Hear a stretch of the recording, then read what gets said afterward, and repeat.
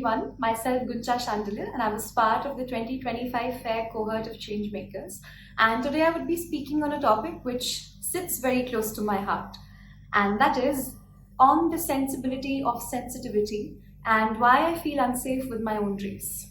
So I came across this very comprehensive quote during part of my preparation for one of the fair sessions, and it hasn't left my mind since. It goes like, "The only thing required for the triumph of evil is for good men to do nothing." The small TED talk has more to do with my own understanding of trying to become for the society, as I believe all of us share a motive and a memorandum of responsibility for the collective better of mankind. It is very crucial yet often overlooked that we should be tried for not fulfilling our fundamental duties that certify us as better citizens and, most importantly, better humans.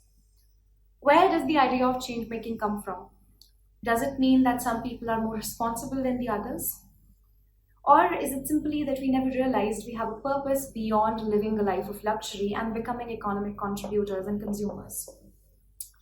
I mean, what loss would it be if the government charges you 50 rupees for not throwing garbage in the dustbin? For me, sensitivity always meant sensibility, and that's why I was very close to it. I never counted myself among the race that dehumanized the entire cult of mankind. Asking for duties to be an option is like refusing to be honored as men. More importantly, serving as blotches to the quality of being human. You're probably okay with avoiding your fundamental duties as you've been casual enough to let your conscience take a backseat. I'm 20 years old and there isn't one rape case in the entire country where I knew the perpetrators, but I knew every wild detail that my sisters had to suffer at the wild hands of these men. I'm 20 years old and there isn't an instance where I could taste satisfaction when a person was tried for cruelty to animals, for torturing innocent souls who couldn't speak for themselves, and accepted that the intellectually superior race proves its superiority in inflicting only harm, maybe. I'm 20 years old, and in the 20 years of my survival, I never saw people crying at the sight of mountains of garbage and carrying packets of chips in their pockets because they couldn't find a dustbin. Again, I'm 20 years old, and there haven't been more than 20 instances of my peers, elders, and other citizens of this country giving me reasons to be not at my wits' end.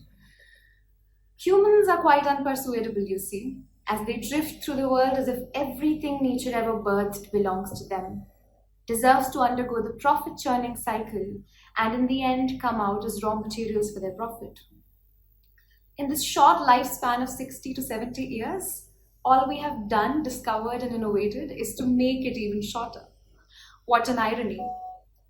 The difference is that some of us choose to create problems while others become change makers trying to figure out solutions to them. To be very honest, I have a huge problem with the definition of sustainable development. An approach to progress that balances present needs with the ability of future generations to meet their own needs. And here we are selfish again, thinking only about the human future generation under the wrong assumptions that resources are our property. Hyderabad is struggling to save its last patch of green. A healthy apple orchard in Himachal Pradesh is undergoing survival crisis. Dolkabad in Jaipur is struggling to stay uprooted because people aren't sensitive enough to their duties.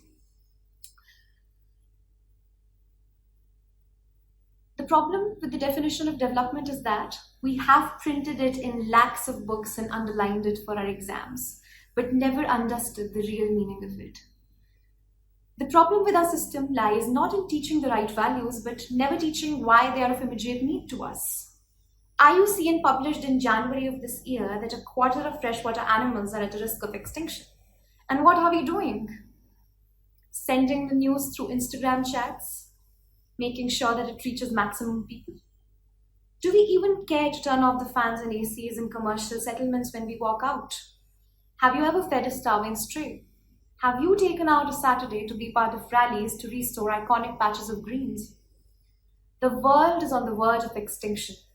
It's not a species game anymore, and all of this has pushed me to classify us as the dumbest and most selfish species on this planet. Now, this might come as offensive to people, that I'm saying that we are the dumbest species to ever walk the pious earth. The way we have shed all traits that make us human is impressive, as if they never existed. Let me tell you the sensitivity we have towards the weaker, voiceless nature. 12 cases of dog sexual abuse have been reported in Brazil within a week. A man was sentenced to jail for putting an opossum on fire, and an orangutan was kept as a sex slave for 3 years. People in many countries have defended the torturing and killing of animals because they think their religion comes before an innocent being's life, who has as much right to live as freely as you and your selfish aims, by the way. To classify dead animals as non-veg is reason enough for me to leave this world any day now, honestly. To not hearken to their needs when we are the ones scratching away their shelter and labeling them nothing more than a chicken wing tub, we really need to deserve the wonders of nature now. The only thing we can do as atonement for our actions is just exit. You save acres of green valleys because it's extraction of profits from tourism, not because you finally admit nature deserves the space it created. This has been on my mind for the longest time, how I despise how every human, doesn't matter how much they contribute intellectually or monetarily, gets to sacrifice water, electricity, and kill animals, but every other thing that's thriving in nature seems to be occupying unnecessary space and obstructing development.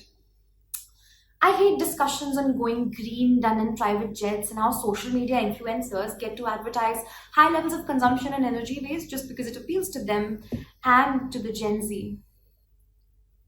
Change making shouldn't just be my brand, it should be our collective social motto. What I have noticed is that people do not care what they are leaving behind. All they care about is looking at a future that's bleak with instances of sacrifice and torture. Do we realize the fact that the future we are saving and knitting our vices for might not just be capable enough of existing? What have we done to this planet? What have we done in the name of fulfilling fundamental duties? Have we ever tried ourselves for not being at par human with others? I would like to finish this little TED talk that came out to be as anti-human as possible with the quote that, remember, only when the last fish would be caught, the last tree will be cut, and the last stream poisoned, you will realize that money can't be eaten. With an idea of bringing change making to every doorstep and making it a very human trait. Thank you so much. I hope you enjoyed listening to me and my ideas.